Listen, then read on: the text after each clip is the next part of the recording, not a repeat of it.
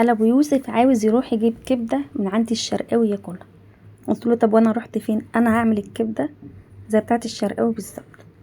جبت كيلو كبده بانيه، وهنا جبنا بصل ونص معلقه توم، نص معلقه هريسه، دي التوابل، كمون وبابريكا وملح وشطه وتوم باودر وبصل باودر ومعلقتين خل ومعلقتين ليمون.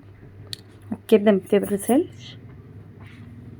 وعملنا كل دوت، قلبناه ببعضه وخليناه حوالي ساعه في الحياء.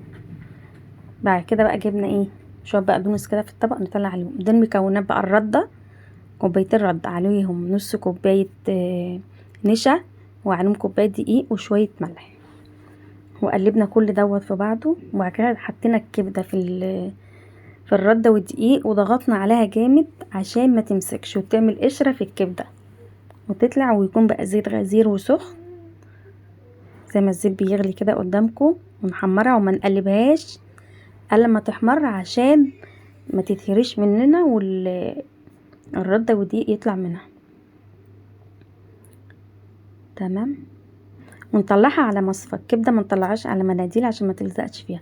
طلعها على مصفى الصرف، وقرنين فلفل خضر بقى وليمونه. ويعني بصوا انسوا، بجد جربوها تعجبكم جامد قوي قوي قوي. وبألف هنا.